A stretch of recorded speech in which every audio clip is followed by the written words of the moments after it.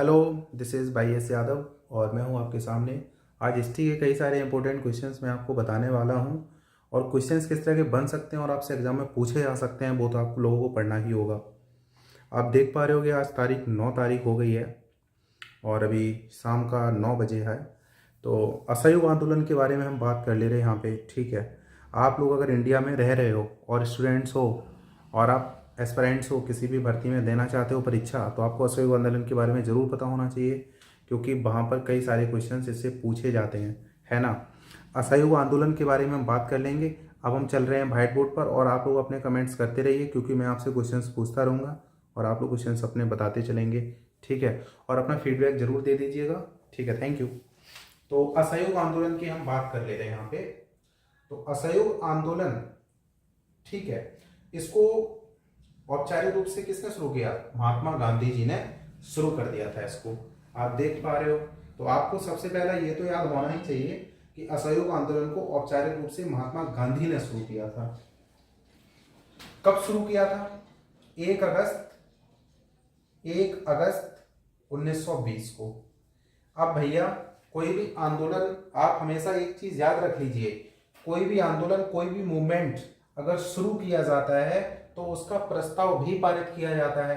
तो जो असहयोग आंदोलन था उसका जो प्रस्ताव था वो पारित कब हुआ था?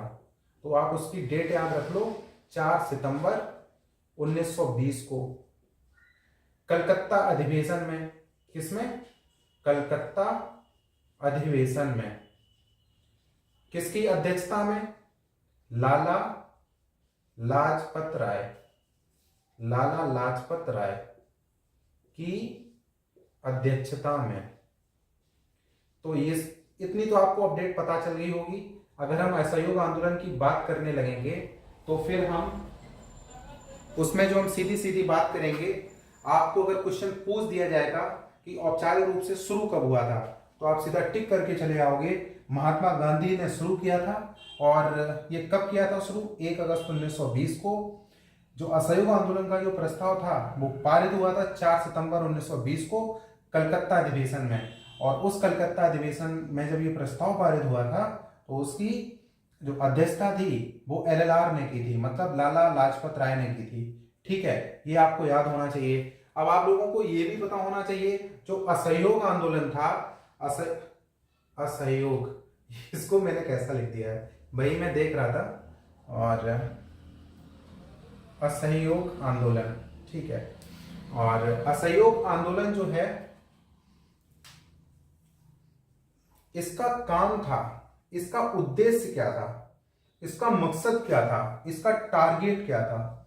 इसका सीधा सीधा टारगेट दोस्त ये था कि ब्रिटिश हुकूमत का विरोध करना, उनके रूल्स नहीं मानना, उनके लॉज नहीं मानना, उनको फॉलो मत करना। ठीक है, तो मतलब आप इसको ऐसे कह सकते हो, इनका मतलब था असहयोग आंदोलन का कि हम उपनिवेशवाद को खत्म करना चाहते हैं, उपनिवेशवाद को खत्म करना चाहते हैं, को खत्म। अब आप लोग सोच रहे हो कि सर उपनिवेशवाद क्या होता है? उपनिवेशवाद को आप सीधी सीधी भाषा में ये कह सकते हो कि, मैं तो इसको सीधा सीधा ये कहता हूं, एक अमीर राष्ट्र के द्वारा एक गरीब राष्ट्र पर सत्ता कर लेना और जिस गरीब राष्ट्र पर अपनी सत्ता काबिज कर लेना, वहां के लोगों को राजनीतिक रूप से सहभागिता नहीं प्रदान करना। मतलब कोई अमीर देश होता है, वो किसी गरीब देश में चला जाता है और उस गरीब देश को ये देखता है, इस गरीब देश में भैया प्राकृतिक संसाधन तो बहुत सारे हैं, हम यहाँ पर मजे करेंगे और यहाँ पर कई सारी चीजें करेंगे, यहाँ पे नई नई फसलें उगाएंगे, काम करेंगे, फैक्ट्रियां लगाएंगे, प्राकृतिक संसाधनों का प्रयोग करेंगे और इस देश में जितने भी लोग रह रहे होंगे हम उन पर अपना शासन करेंगे, है ना। तो मतलब जो एक भौगोलिक राष्ट्र होता है वो किसी गरीब दूसरे भौगोलिक राष्ट्र पर जो शासन कर लेता है तो उसी को आप उपनिवेशवाद कहते हो। मतलब जो उस पर अटैक करता है और जो उस पर रेन करने लगता है ना, अगर कहो सीधा, तो वही एक उपनिवेशवाद है। तो गांधी जी ने कहा कि अगर हम असहयोग आंदोलन सही से चला लिए दोस्त, तो हम ब्रिटिश हुकूमत को 1 साल में उखाड़ फेंक देंगे, मतलब हम उपनिवेशवाद खत्म कर देंगे। ब्रिटिश से कहेंगे भैया तुम जिस देश से आए थे उस देश में चले जाओ वापस। और कई लोग यहाँ पर गाने भी सुन रहे होंगे, तुम तो ठहर परदेसी साथ क्या निभाओगे, है ना। तो उपनिवेशवाद की अगर हम बात कर लें यहाँ पे, तो उपनिवेशवाद आपको क्लियर हो गया होगा, क्योंकि कई आप लोगों को बिल्कुल पता ही नहीं होगा होता क्या है। तो उपनिवेशवाद आप समझ गए होंगे, सीधा सीधा है, एक भौगोलिक राष्ट्र द्वारा दूसरे भौगोलिक राष्ट्र पर अटैक करके वहां पर शासन करना, सत्ता हथियाना, और जिस देश पर अटैक किया है उस वहां के लोगों को राजनीतिक हिस्सेदारी प्रदान नहीं करना, यही उपनिवेशवाद होता है। ये उपनिवेशवाद में खासियत क्या होती है, जो भौगोलिक राष्ट्र होता है दूसरा जो जिस पर अटैक करता है, तो वो उस राष्ट्र के जितने भी प्राकृतिक संसाधन है उनका प्रयोग करता है, बाकी सारी चीजों को यूज करता है और मजे लेता है। ठीक है, अब एक्चुअली क्या था, ब्रिटिश हुकूमत वहां की जो भौगोलिक परिस्थितियां थी, वहां का एटमॉस्फेयर था, एटमॉस्फेयर बहुत प्रतिकूल था, तो वहां पर कई सारी फसलें होती नहीं थी, तो उन्होंने कई सारी चीजें इंडिया में करी और मजे किए वो। तो गांधी जी ने कह दिया पब्लिक से कि हम 1 अगस्त 1920 को उन्होंने कहा कि हम औपचारिक रूप से इसको शुरू कर रहे हैं, उन्होंने शुरू कर भी दिया, और इसका जो एक्ट है वो पारित भी हो गया 4 सितंबर 1920 को कलकत्ता अधिवेशन में लाला लाजपत राय की अध्यक्षता में। तो उनका टारगेट तो था एक साल में अंग्रेजों को भगाने का, लेकिन हो गई उधर हिंसा के बारे में हम बात करेंगे आगे। तो एक्चुअली क्या हुआ, यहाँ के लोगों ने क्या किया, ये हुआ क्यों, एक्चुअली हुआ ये कि मतलब सीधा सीधा है, जब प्रथम विश्व युद्ध चल रहा था, फर्स्ट वर्ल्ड वार का आपको टाइम पीरियड तो पता ही है, 28 जुलाई 1914 से लेकर 11 नवंबर 1918 तक, ये यूरोप में हुआ था प्रथम विश्व युद्ध। ठीक है, तो प्रथम विश्व युद्ध जो हुआ था, तो उसके दौरान एक उन्होंने चीज कह दी, उन्होंने कह दिया कि हम प्रेस पर प्रतिबंध लगा देंगे। क्या कह देंगे, प्रेस पर प्रतिबंध लगा दिया, और उन्होंने कह दिया कि प्रेस पर प्रतिबंध लगा दो, अगर कोई करता है उल्लंघन तो बिना जांच के डाल दो जेल में। किसमें डाल दो, जेल में। तो जो सिडनी रॉलेट था उसकी अध्यक्षता की समिति ने इसको कंटिन्यू किया, उन्होंने कहा बात तो बिल्कुल सही है, प्रेस पर हम प्रतिबंध भी रखेंगे, बिना जांच के जेल में भी डालेंगे। अब उपनिवेशवाद की आप सीधी सीधी समझते हो, उपनिवेशवाद की लाइन ही सीधी सीधी होती है कि एक दूसरा देश किसी देश पर अपना शासन कर रहा है, वहां के प्राकृतिक संसाधनों का प्रयोग कर रहा है और मजे ले रहा है, तो उसका गांधी जी कर रहे थे विरोध। तो अगर आपको उपनिवेशवाद का खत्म करना पड़ेगा, उसको हटाना पड़ेगा, तो लोगों को स्कूल भी नहीं जाना पड़ेगा ना, स्कूल मत जाओ। तो गांधी जी ने कहा स्कूल मत जाओ, कॉलेज मत जाओ, ठीक है, और कोर्ट में मत जाओ, और यहां तक कि उन्होंने तो ये कह दिया कि टैक्स भी मत दो। मतलब आप अंग्रेजों से कहा कि अंग्रेजों के हम ना तो स्कूल में जाएंगे, ना कॉलेज में जाएंगे, और ना हम कोर्ट में जाएंगे, और हम अंग्रेजों को टैक्स भी नहीं देंगे, हम उपनिवेशवाद को खत्म करेंगे। तो सीधा सीधा हुआ, इसका असर भी खूब हुआ। नॉर्थ इंडिया में और साउथ इंडिया में बहुत चला जमकर, ये वहां के लोगों ने बहुत लिया भाग इसमें। और सीधा सीधा बात मालूम क्या है, ये पंजाब में भी खूब चला जाता। पंजाब में आपको हम एक बात बताएंगे, पंजाब में क्या हुआ, पंजाब के लोग अंग्रेजों के फेवर में लड़ गए थे इस वर्ल्ड वार में, है ना। तो पंजाबी लोगों ने सोचा यार हमने अंग्रेजों की हेल्प करी है और हमको तो मजे आ गए हैं और हम तो मजा मारेंगे, हमको अंग्रेज पुरस्कार देंगे। क्या देंगे, पुरस्कार देंगे। लेकिन माशाल्लाह पुरस्कार तो कुछ मिला नहीं, वहां पर उनको बदले में रॉलेट एक्ट मिल गया, मतलब सब कुछ खत्म सिस्टम, समझ रहे हो। तो ये सब हुआ था। तो हम आपको ये बताएं कि जब ये चल रहा था पूरा सिस्टम, तो उसके बाद ये जब सब चीजें चलने लगी, तो अंग्रेज तो सोच गए यार ये तो बहुत ज्यादा ही मूवमेंट चल रहा है पूरा। एक मिनट, हेलो। तो आप लोग इसमें देख ही रहे हैं कि फिर गांधी जी ने एक काम और किया। गांधी जी ने कहा यार हमको 1 साल में ये सब कर ही देना है। तो खिलाफत आंदोलन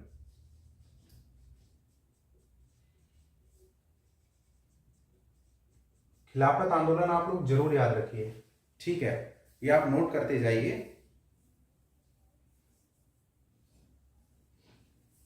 तो गांधी जी ने कहा कि हम सबका सहयोग ले लेंगे, तो उन्होंने कहा था हम खिलाफत आंदोलन का भी सहयोग ले लेंगे, ठीक है।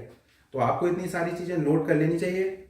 और मैं आप लोगों के कमेंट्स रीड कर रहा हूं, इसमें लोग कमेंट्स करते जा रहे हैं, और इसमें सबसे पहले कर्रा कमेंट मारा है गौरव भाई ने, लिख रहे हैं सर बेस्ट, थैंक यू। और राहुल लिख रहे हैं, शालिनी लिख रहे हैं, पूजा जुड़ गई हैं, प्रियांशी लिख रहे हैं, ठीक है, आस्था जुड़ गए हैं, ठीक है, थैंक यू, ओके। हाँ, आप लोगों को समझ में आना चाहिए, मेरा मकसद ये है आप लोगों को अगर ये समझ में आता रहेगा तो आप इसको बहुत अच्छे से करते चले आएंगे। अगर आपको असहयोग आंदोलन का क्वेश्चन पूछ दिया, पहला क्वेश्चन आपका ये बन जाएगा, महात्मा गांधी ने शुरू कब किया, इसको औपचारिक रूप से आप टिक करके चले जाओगे 1 अगस्त 1920।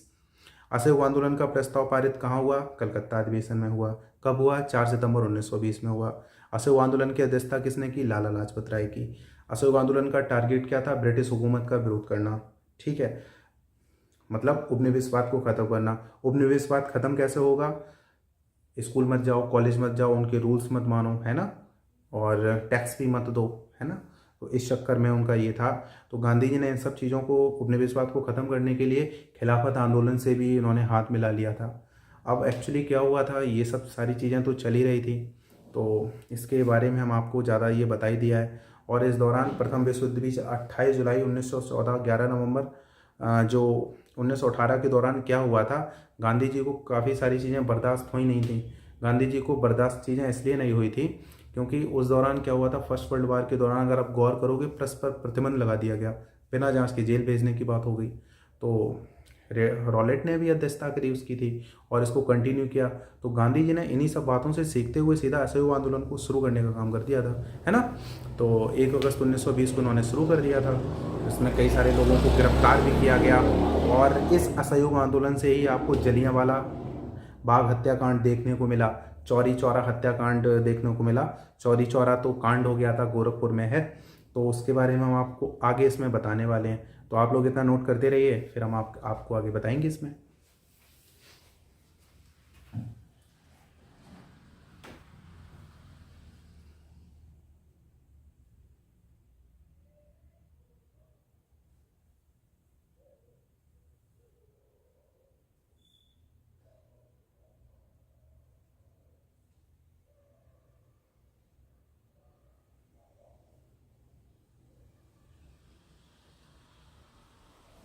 ये जो जलियांवाला बाग हत्याकांड आपका हमने बताया है, ये कब हुआ था, 13 अप्रैल 1919। ये आपकी डेट पूछी जा सकती है। 13 अप्रैल 1919 को जलियांवाला बाग हत्याकांड हुआ था, पंजाब में हुआ था ये, है ना। इसमें कई सारे लोग मारे गए थे और बहुत ही बुरी स्थितियां हो गई थी यहाँ पर, आप ये समझ लीजिए। क्योंकि इसमें एक डायर नाम का आदमी था, जो डायर था उसने क्या चलवा दी थी, गोलियां।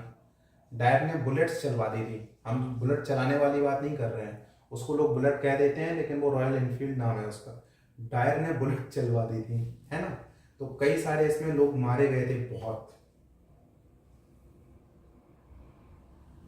अगर हम जलियांवाला बाग हत्याकांड की जो लिस्ट देखेंगे तो उसमें जो 388 लोगों के शहीद होने की बात है, 388 लोगों के शहीद होने की बात है जो लिस्ट देखेंगे जलियांवाला बाग हत्याकांड की। लेकिन अंग्रेज कुछ और कहते हैं, वो कहते हैं कि 379 शहीद हुए थे, वो 9 कम बताते हैं। ये अंग्रेजों ने बताया। किसने बताया, अंग्रेजों ने बताया। ठीक है, तो ये इतना तो पूछेगा नहीं, लेकिन आपको तब भी इसके बारे में थोड़ा पता होना चाहिए जरूर।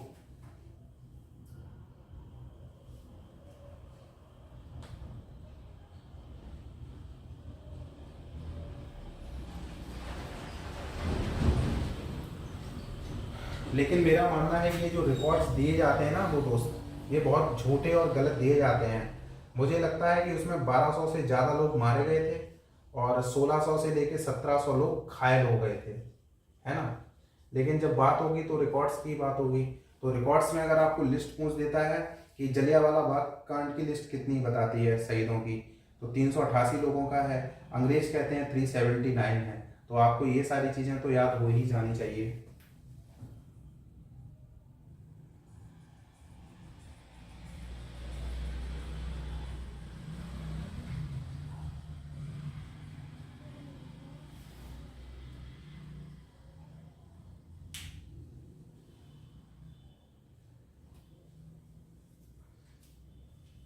अब आप लोग पूछोगे कि सर ये असहयोग आंदोलन शुरू हुआ तो इसको खत्म भी हुआ होगा, तो वही हम आपको आगे बताने जा रहे हैं। तो इसका आप देख सकते हो।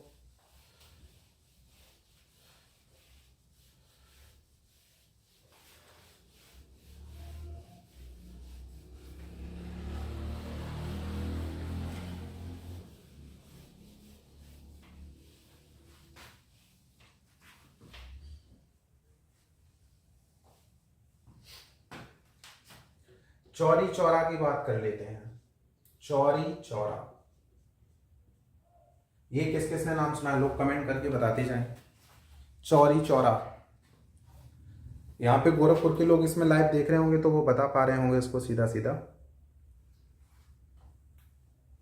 जी बिल्कुल, आपने सही आंसर दिया है इंद्रजीत भाई।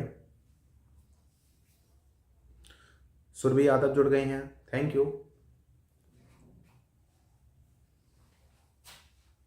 आप लोग इंटरेस्ट ले रहे हैं, बस यही अच्छा लग रहा है कि आप लोग पढ़ पा रहे हैं। और आप लोग अपने कमेंट ज़रूर देते रहा करिए और मतलब पढ़िए, है ना, क्योंकि आपको 130 नंबर से ज़्यादा लाने हैं इसमें।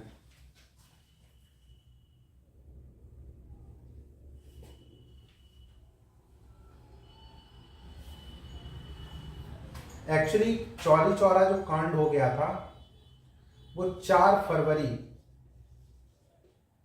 1922 को हुआ था।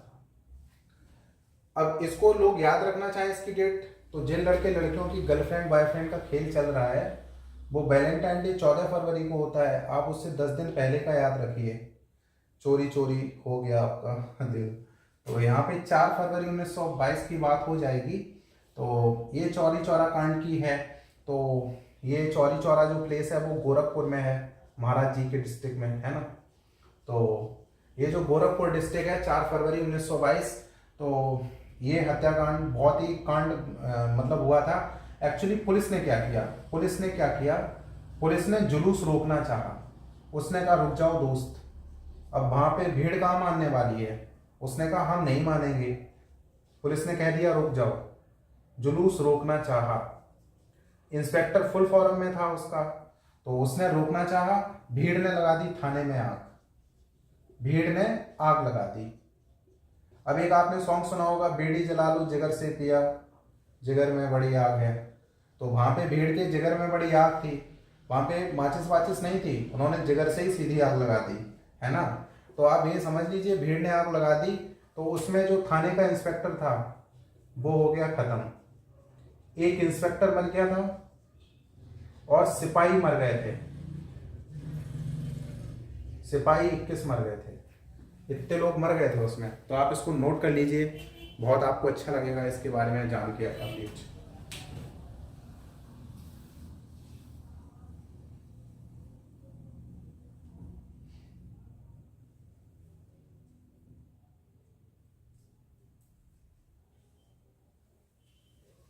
अब जब ये चीजें चली पूरी, तो फिर आपको पता होगा कि सर जब ये चौरी चौरा कांड हो गया, भीड़ ने मतलब आग लगा दी, खिसे आकर जुलूस रोक दिया उनका, एक इंस्पेक्टर 21 सिपाही मारे गए, तो गांधी जी को बहुत बुरा लगा।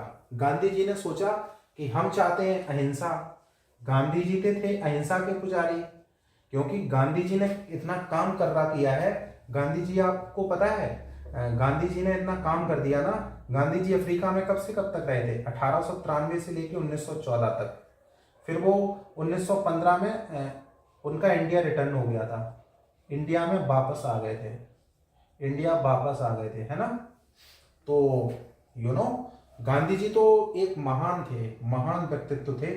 तो उन्होंने क्या किया, उन्होंने 12 फरवरी 1922 को बारदोली में एक बात कह दी। बारदोली एक जगह है, उसने कह दिया हम आंदोलन खत्म कर रहे हैं। उन्होंने एक लाइन कह दी कि असहयोग आंदोलन खत्म।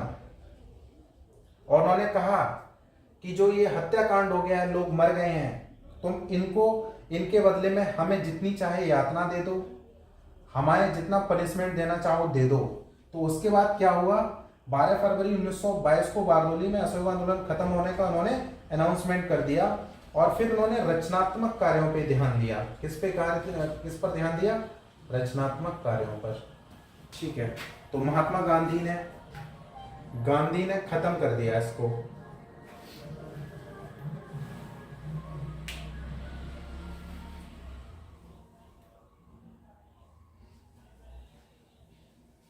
अब गांधी जी इतने अहिंसा के पुजारी थे, उनको इतना बुरा लग गया कि जब गोरखपुर में कांड हो गया 4 फरवरी 1922 को, पुलिस ने जुलूस रोकना चाहा, भीड़ ने आग लगा दी, एक इंस्पेक्टर 21 सिपाही मर गए। तो गांधी जी ने 12 फरवरी 1922 को जो कांग्रेस की मीटिंग हुई बारदोली में वहाँ पे कह दिया हम ख़त्म कर रहे हैं इसको, और कह दिया कि ये इतना हिंसा हो गई है, हमें तुम मौत भी दे दो और हमें यातना दे दो। तो उन्होंने ये बात कह दी थी। तो आप लोग समझ सकते हो गांधी जी कितने महान विचारों के रहे होंगे, है ना।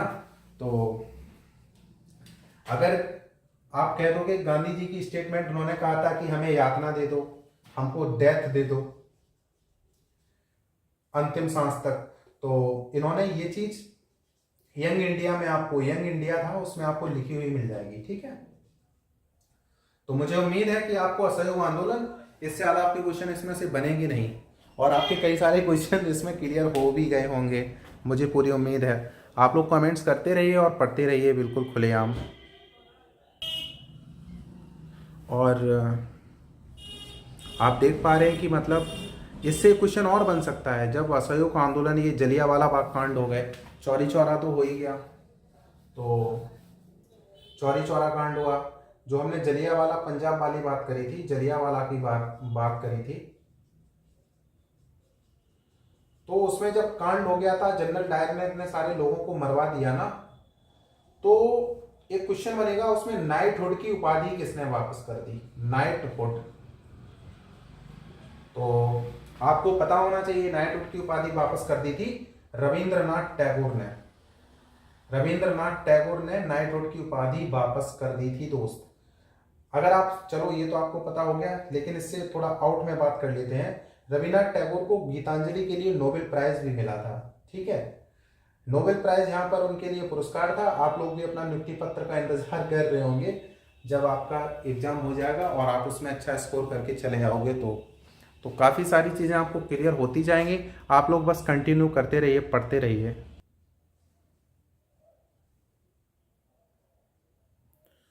अब आपको हम ये वाले भी क्वेश्चंस भी बहुत पूछे गए हैं, आप देख ही रहे हो बोर्ड पे।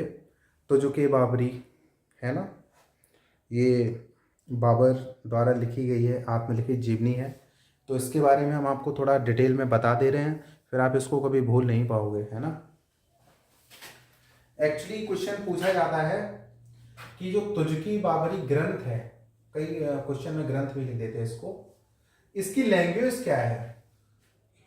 तो जो तुजुके बाबरी है ना भैया, वो तुर्की लैंग्वेज में है। किसमें है, तुर्की में। इस तुजुके बाबरी को बाबरनामा भी कहते हैं। मतलब तुजुके बाबरी में बाबर ने चरित्र का इतने अच्छे से चित्रण किया है कि आप एस्टोनिश्ड हो जाएंगे, आप स्तब्ध हो जाएंगे भैया, है ना। तो इसमें मैं आपको बता दूं, अगर आपसे क्वेश्चन पूछ दिया जाता है कि तुजुके बाबरी जो ग्रंथ है वो उसकी लैंग्वेज क्या है, तो आप टर्किश लैंग्वेज है उसकी, तुजुके बाबरी या बाबरनामा, है ना। तुजुके बाबरी कह दो या बाबरनामा। ये किसने लिखा था, बाबर ने लिखा था, और उसकी ये जीवनी है, इसमें पूरी क्या है, जीवनी है, आत्मलिखित है। तो तुजुके जो बाबरी है ना ग्रंथ, उसमें बाबर ने बताया क्या क्या, तो उसमें बाबर ने ये कहा कि हमारा जीवन उज्बेकिस्तान की फरगनाबादी में कैसे रहा, मतलब बाल अवस्था कैसी रही, और जब वो एडल्ट हुआ तब कैसी अवस्था रही। तो उसने अपनी पूरी जीवनी बता दी। उसने कह दिया कि उज्बेकिस्तान में हमने क्या क्या करा बाल अवस्था में, एडल्ट में, ठीक है। उसमें बाबर ने इंडिया, अफगानिस्तान, मालदीव, इन पर भी अटैक की सारी बातें कर दी, और उन्होंने उसका खूब सारा वर्णन किया। उसने मतलब हर फील्ड की उसमें बात कह दी है। उसमें जो ये आप तुजुके बाबरी अगर पढ़ लोगे, क्योंकि ये कई सारी लैंग्वेज में अवेल है इस टाइम, तो जब आपको टाइम ज़्यादा हो तो पढ़ सकते हो। इसमें उसने राजनीति की भी बात कर ली है, और तुजुके बाबरी में उसने इकोनॉमी की बात कर ली है, मतलब अर्थ की बात कर ली है, अर्थव्यवस्था की बात कर ली है, उसने शहरों की बात कर ली है, उसने इमारतों की बात कर ली है, उसने जानवरों की बात कर ली है, उसने फ्रूट्स की भी बात की थी, उसने फलों की बात भी कर ली है ना। तो आपको तुजुके बाबरी में मतलब इतना अच्छा चरित्र चित्रण मिल जाएगा कि आप स्तब्ध रह जाओगे। आप कहोगे बाबर इतना तेज था, उसका IQ बड़ा शार्प था, उसने इतनी अच्छी लिखा है उसको कि उसमें उसका पूरा जीवन दिख जाएगा आपको। मतलब उसका उज्बेकिस्तान में जो फरगनाबादी थी, फरगना में उसका जीवन कैसे बीता बाल अवस्था में, एडल्ट में। उसने इंडिया अफगानिस्तान पर जो अटैक किया उसका भी पूरा वर्णन है। उसने मतलब हर फील्ड को मतलब नोटिस किया हुआ, उसमें हर फील्ड को उसने पॉइंट में लिया हुआ है। राजनीति की बात कर दी, अर्थव्यवस्था की बात कर दी, शहरों की बात कर दी, इमारत की बात कर दी, जानवरों की बात कर दी, फलों की बात कर दी। तो भैया अब ये ग्रंथ का, इस ग्रंथ का नाम अकबर ने बहुत सुना था, है ना? तो आपको पता होना चाहिए, बाबर, फिर हुमायूं, अकबर। तो अकबर ने क्या किया कि ये जो तुझके बाबरी है ना, इसका फारसी भाषा में, किसमें? फारसी भाषा में ट्रांसलेशन करवा दिया। फारसी भाषा में ट्रांसलेशन करवा दिया अकबर ने। कब करवाया? 1583 में। 1583 में 1583 में अकबर ने तुझके बाबरी ग्रंथ का फारसी में ट्रांसलेशन करवाया। किससे करवाया? अब्दुल रहीम खान खाना, नाम देखो इनका, अब्दुल रहीम खान खाना। ये बड़े योग्य थे, इनको टर्किश लैंग्वेज आती थी। और उन्होंने क्या कहा अकबर से? इन्होंने अकबर से कहा, माय लॉर्ड सम्राट, मैं इसको ट्रांसलेट कर दूंगा तुर्की से सीधा फारसी में। अकबर ने आदेश दे दिया और अब्दुल रहीम खान खाना ने उसको फारसी में ट्रांसलेट कर दिया 1583 में। 1583 में, ज़्यादा बात पुरानी नहीं है, आप ये समझ सकते हो यहाँ पर, ठीक है? 500 से कुछ साल ज़्यादा हुए हैं, तो सीधा सीधा बात है। अब इस बुक में अगर आपसे कोई क्वेश्चन यूपीएससी लेवल का या पीसीएस लेवल का पूछेगा, इसमें तो आपका पूछेगा नहीं, तो आपसे पूछ देगा इसमें बर्डन भारत का कब से कब तक का है, तो आप टिक करके चले आना 1504 से लेकर 1529 तक तुझके बाबरी में सीधा सीधा भारत का वर्णन है, इंडिया का वर्णन है। अब इंडिया का क्या वर्णन है? उसमें इंडिया की राजनीति की बात करी गई है, उसमें अर्थव्यवस्था की बात करी गई है, उसके दौरान शहरों की बात कर ली है, इमारतों की बात कर ली है, जानवरों की बात कर ली है, पशुओं की बात कर ली है। उसमें सारा कुछ बहुत अच्छे से मतलब डिस्क्राइब कर दिया उसमें। आई होप आपको ये समझ में आ गया होगा बहुत अच्छे से। तो आपके क्वेश्चन यही बनेंगे, तुझके बाबरी ग्रंथ किस में है? टर्किश में है, तुर्की में है। किसका चरित्र चित्रण है? बाबर का खुद का है, उसने खुद लिखी थी ये जीतनी, टर्किश में। अच्छा, ये पूछ लेगा उसका ट्रांसलेशन बाबर ने किस में करवाया? फारसी में करवाया। किससे करवाया? अब्दुल रहीम खान खाना से करवाया। कब करवाया? 1583 में करवाया। कब का चित्रण है? 1504 से 1529 तक का चित्रण है। क्या चित्रण है? हर क्षेत्र का है। पॉलिटिक्स का हो गया, इकोनॉमी का हो गया, सिटीज का हो गया, बिल्डिंग्स का हो गया, एनिमल्स का हो गया, फ्रूट्स का हो गया। आई होप आप लोगों को समझ में आ रहा होगा बहुत अच्छे से। ठीक है, इसको साफ कर दे रहा हूँ, आगे देखते हैं।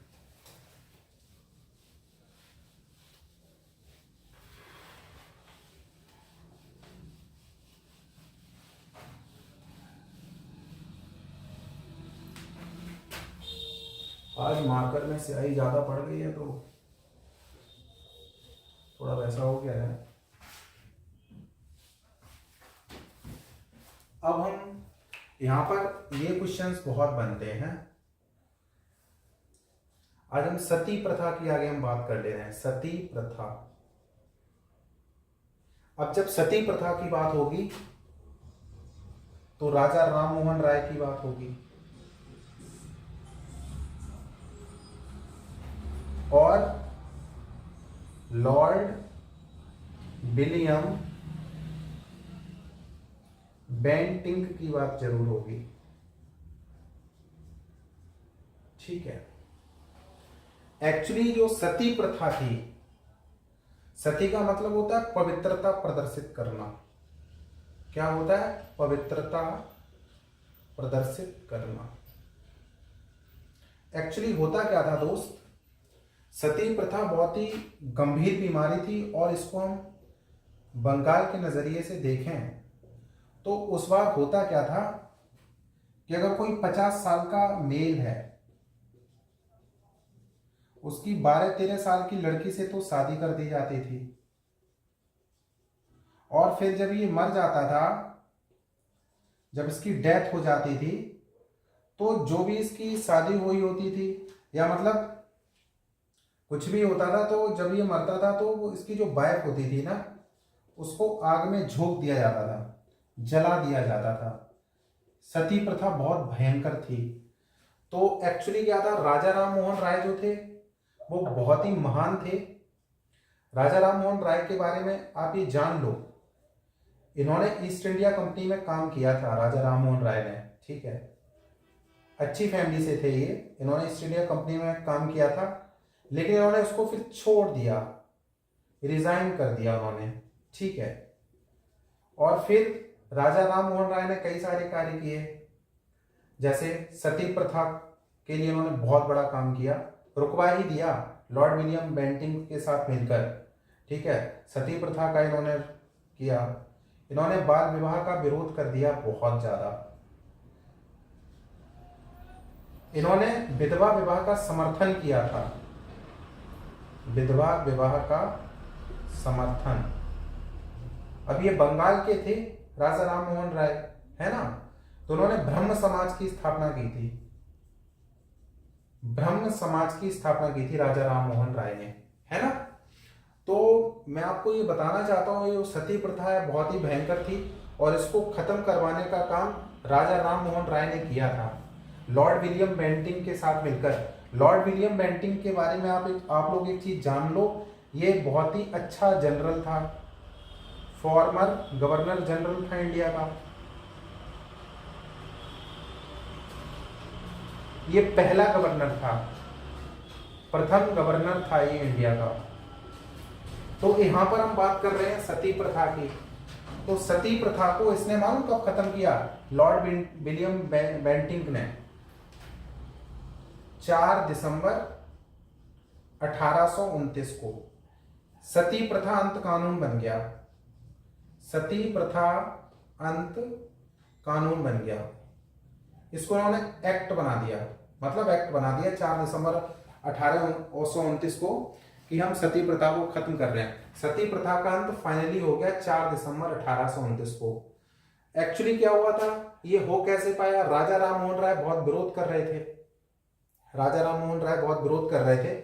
उन्होंने हिंदी लैंग्वेज, इंग्लिश लैंग्वेज और बांग्ला, इसमें कई सारी बुक्स बंटवा दी लिखकर। उन्होंने कृतियों का बताया, उन्होंने कहा ये सती प्रथा बहुत गलत है, इसमें कोई आदमी मर जाता है तो उसकी वाइफ को जला दिया जाता है जिंदा, और उसकी असहमति के बगैर जला दिया जाता है। ये बहुत ही, मतलब ये तो उसकी डेथ होनी नहीं चाहिए, ये मतलब एक तरह से ये क्रूरता है, अत्याचार है। हम आपको बताएं, वैसे सती प्रथा को अंत करने के लिए हुमायूं ने भी बहुत अच्छा किया था। हुमायूं भी चाहते थे कि सती प्रथा ना हो, हुमायूं।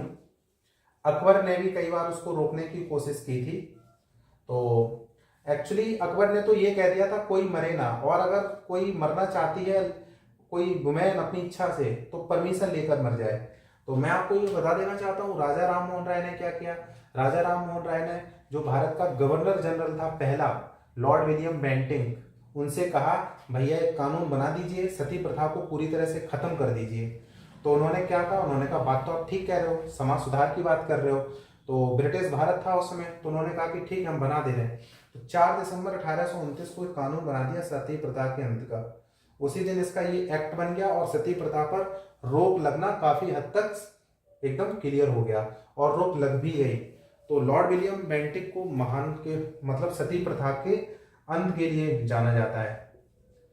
सती प्रथा का उन्मूलन, अगर आपसे क्वेश्चन पूछ दिया जाए सती प्रथा का उन्मूलन किस गवर्नर जनरल ने किया, तो आप टिक करके चले आओगे लॉर्ड विलियम बेंटिंक ने सती प्रथा का उन्मूलन किया।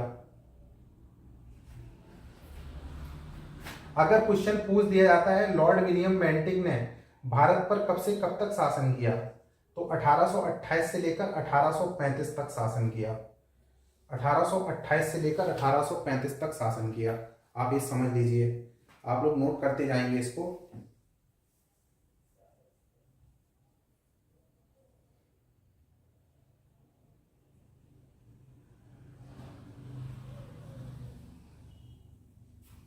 ठीक है, आप लोगों के मैं कमेंट्स भी देख लेता हूं।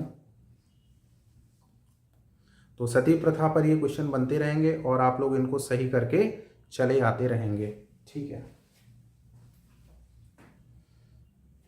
और ये लॉर्ड विलियम बेंटिंक इतना अच्छा था कि 1828 तक, 1828 से लेकर 1835 तक भारत का ये जनरल रहा। तो इसने 1830 में ठगी प्रथा का अंत किया। अगर आपका क्वेश्चन पूछ दिया जाता है कि इसने ठगी प्रथा कब खत्म करी, तो 1830 में इसने खत्म कर दी ठगी प्रथा, ठीक है। 1833 में इसने चार्टर एक्ट बनाया। चार्टर एक्ट बहुत सुना होगा, बहुत क्वेश्चन पूछे जाते होंगे। चार्टर एक्ट में क्या था? चार्टर एक्ट में इन्होंने बंगाल का जो गवर्नर था ना, उसको भारत का गवर्नर बनाने का प्रस्ताव कर दिया। बंगाल का गवर्नर भारत का गवर्नर, ठीक है, बनाने का प्रस्ताव कर दिया। तो ये उसने उसमें संशोधन कर दिया, संशोधन का प्रस्ताव 1833 का ये चार्टर एक्ट था इसमें। और इसका महान कार्य तो देखिए आप, 1829 में इसने क्या कर दिया? सती प्रथा का अंत का उन्मूलन का एक एक्ट बना दिया। किसके साथ मिलकर बना दिया? राजा राम मोहन राय के साथ मिलकर बना दिया। राजा राम मोहन राय भी अपने आप में बहुत बड़े महान रहे हैं, आप इतना समझ लीजिए। मतलब इन्होंने सती प्रथा को अंत करके, इनको लोग भारतीय पुनर्जागरण का अग्रदूत कहते हैं।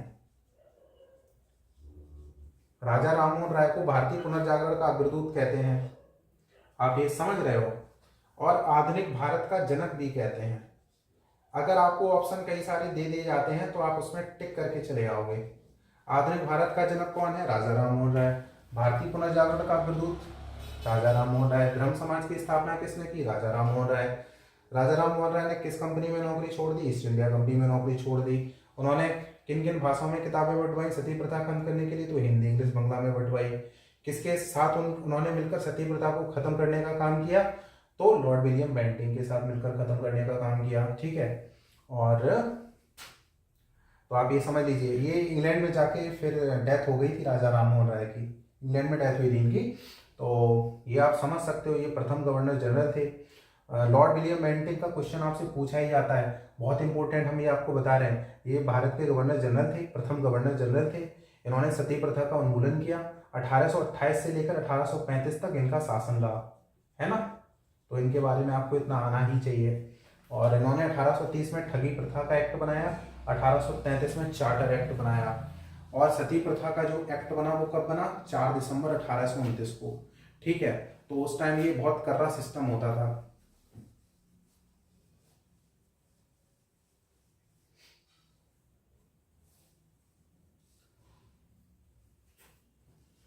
अब आप लोग ये पूछोगे कि सती प्रथा जो थी बाद में, तो 4 दिसंबर 1829 के बाद तो हुई नहीं होगी, लेकिन मैं आपको बताऊं, अगर हम कई सारी चीज़ें देख लेंगे तो उसमें एक चीज़ निकल के आएगी कि ये आंकड़े जो थे वो बाद में भी आते रहे। मतलब 20-30 लोग, 40 लोग मर गए, उसके बाद भी उनको जला दिया गया, लेकिन अब तब तो ये पूरी तरह से ख़त्म हो गया है। आई होप आपको ये सती प्रथा, राजा राम मोहन राय और लॉर्ड विलियम बेंटिंग के ये सारे जो क्वेश्चन हैं, LWB के, राजा राम मोहन राय के। राजा राम मोहन राय को आप RRR बोल सकते हो, R फॉर राजा राम राय, ठीक है। तो that should be okay now. मैं आपको बता देता हूँ लास्ट ये, मतलब सती प्रथा का अंत कानून कब बना? 4 दिसंबर 1829, ठीक है। सती प्रथा, सती का मतलब क्या होता है? पवित्रता प्रदर्शित करना। बंगाल में उस टाइम 50 साल के लोग, 60 साल के लोग कम एज की लड़कियों से शादी करते थे, फिर साले मर जाते थे तो उनको जिंदा जला देते थे उनके घर वाले। राजा राम मोहन राय की फैमिली में भी ऐसा हुआ था। राजा राम मोहन राय की फैमिली में मतलब उनके भाई की वाइफ की डेथ हो गई, और जब वो लौटे वहाँ से तो देखा उन्होंने कि मतलब भाई की वाइफ को उन्होंने चिता में डाल के जिंदा जला दिया था। उनका मन बहुत ही बेकार हुआ, उन्होंने कहा ये तो बहुत गलत हुआ। उन्होंने ठान लिया इसको सती प्रथा को ख़त्म करने का। उन्होंने ये देखो करके भी दिखा दिया लॉर्ड विलियम बेंटिंग के साथ मिलके। लॉर्ड विलियम बेंटिंग का क्वेश्चन पूछ लेगा कि उन्होंने शासन कब किया? 1828 से 1835। और 1830 में ठगी प्रथा का उन्होंने अंत कर दिया, मतलब कानून बना दिया। 1833 में चार्टर एक्ट बना दिया, है ना, जिससे बंगाल का गवर्नर भारत के गवर्नर जनरल के रूप में जाना जाए। तो आप लोग ये समझ सकते हो, और ये आपको बिल्कुल बहुत ही अच्छे तरीके से आना भी चाहिए, है ना। तो ठीक है, पवन भाई लिख रहे हैं सर क्वेश्चन बहुत अच्छे समझ में आ रहे हैं, थैंक यू जी। बिल्कुल विकास भाई थैंक यू। चार्टर एक्ट के क्वेश्चन पूछे गए थे 2 साल में, हाँ बिल्कुल बिल्कुल, ये तो दोस्त पूछे ही जाते हैं, आप पढ़ते रहिए ये, ठीक है। तो आगे मैं आप लोगों को इसका बताने जा रहा हूँ, ठीक है, आप देखते रहिए।